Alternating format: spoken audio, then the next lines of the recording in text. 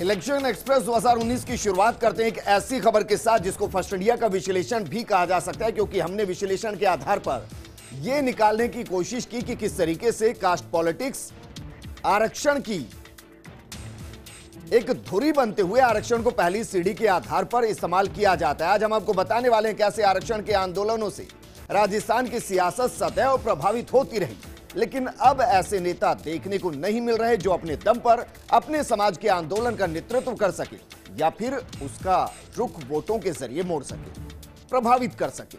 लोकसभा चुनाव में समाज की सियासत करने वाले नेता अपनी सियासी कौशल किस तरीके से दिखा रहे हैं और किस तरीके से आरक्षण के आधार पर आंदोलन करते हुए सियासत में एंट्री की, ये रिपोर्ट देखिए।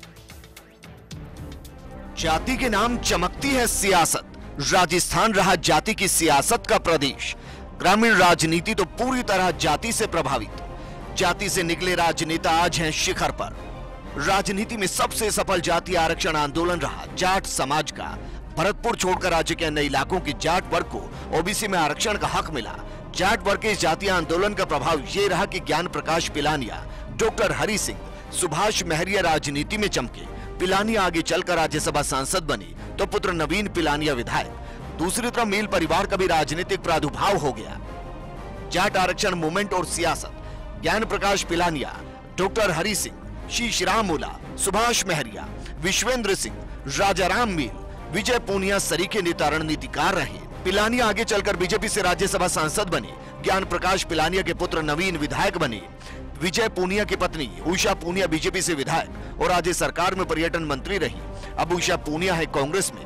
उषा पूनिया का नाम जयपुर ग्रामीण से चर्चा में। डॉक्टर हरि सिंह, शीशराम ओला पहले से ही कांग्रेस के स्थापित नेता थे। वहीं महरिया उस समय बीजेपी में थे, अटल सरकार में केंद्रीय मंत्री रहे। आज महरिया कांग्रेस में और सीकर से टिकट के दावेदार हैं। जाट समाज अध्यक्ष राजाराम मील जरूर किसी सियासी दल में शामिल नहीं हुए, लेकिन राजाराम मील के रिश्तेदार गंगाजल मील कांग्रेस के स्थापित नेता हैं। गंगाजल मील सूरतगढ़ से कांग्रेस विधायक रह चुके हैं। जाट आरक्षण मूवमेंट के वक्त एक युवा नेता भी चर्चा में रहा और वो थे हनुमान बेनीवाल।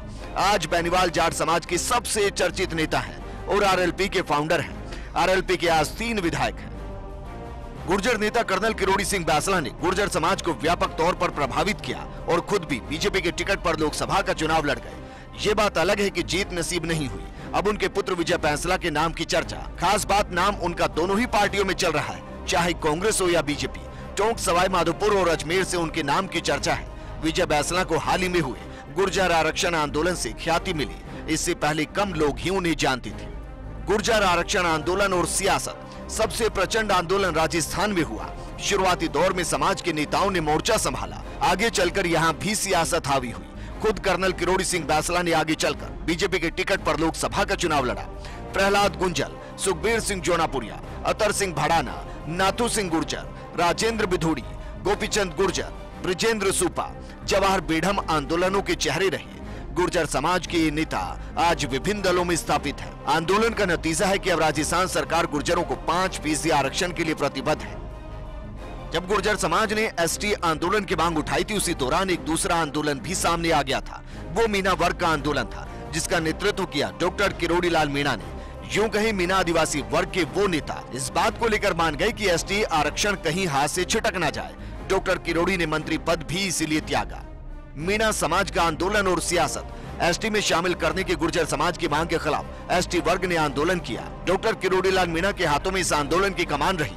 मीणा समाज में डॉक्टर किरोड़ी विराट चेहरे के तौर पर उभरे। निर्दलीय तौर पर दौसा से सांसद तक बन गए। नमो नारायण मीणा, जसकौर मीणा, वीरेंद्र मीणा, रमेश मीणा, मुरारी लाल मीणा, राकेश मीणा सरीखे नेता भी उस दौर में चमके। आज ये सभी अलग अलग दलों में स्थापित नेता हैं। आर्थिक आधार पर आरक्षण की मांग को लेकर राजपूत, ब्राह्मण और वैश्य समाज ने भी कई आंदोलन किए। इसी का नतीजा है कि केंद्र सरकार आज आर्थिक आधार पर स्वर्ण पिछड़ों को आरक्षण देने के लिए कानून लाई। राजपूत समाज के आंदोलन और सियासत, आर्थिक आधार पर राजपूत वर्ग ने बड़े आंदोलन किए। दिब्राला सती प्रथा मूवमेंट से निकल दीपेंद्र सिंह शेखावत, राजेंद्र राठौर सरीखे दिग्गज बड़े सियासी छत्रप कहलाए। रणवीर सिंह हुड्डा ने लोजपा की टिकट पर चुनाव जीत लिया। भगवान सिंह रोल साहिब सर ने राजपूत फाउंडेशन के जरिए सामाजिक जागृति के लिए काम किया। राजपूतों की प्रभावी संस्था क्षत्रिय युवा संघ की वो आज प्रमुख नेता है।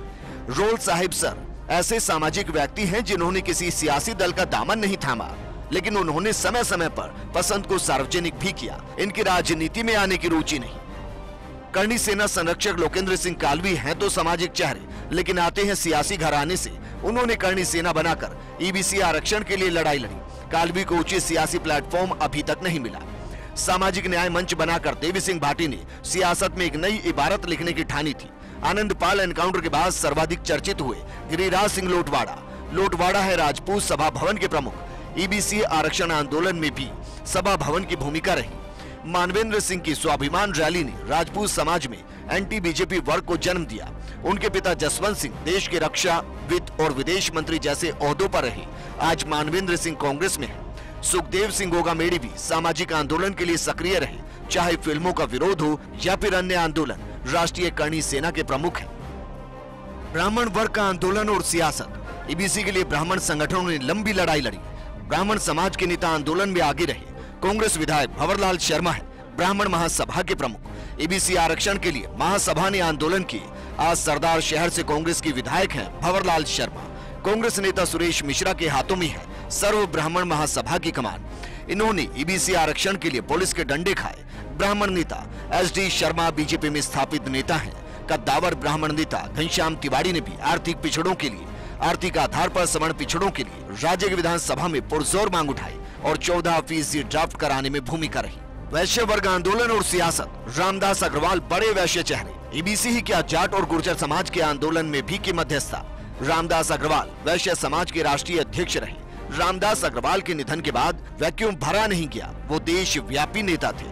कालीचरण सराफ, मोहनलाल गुप्ता, विजय बंसल सरीखे नेता बीजेपी में स्थापित नेता हैं। कांग्रेस में प्रद्युमन सिंह, शांति धारीवाल वैश्य वर्ग के बड़े चेहरे हैं। जातिवादी पॉलिटिक्स को हवा देने का काम राजस्थान की राजनीति बरसों से करते आ रही है। सामंती और जागीरदारी प्रथा के खिलाफ शुरू हुआ किसान मूवमेंट कब आगे चलकर जातिवादी राजनीति में बदल गया और राजनीति की भाषा बदल गई। कुछ राजनेताओं को सफलता मिल गई तो कुछ राजनेता सफलता के इंतजार में है। ये जरूर है कि जातीय सियासत खुद की किस्मत चमकाने का अच्छा साधन है। कितना ही इनकार क्यों न किया जाए, बिना जातिवाद के अब भी सियासत अधूरी है, फिर चाहे विधानसभा का चुनाव हो या लोकसभा का चुनाव। फर्स्ट इंडिया के लिए योगेश शर्मा की रिपोर्ट।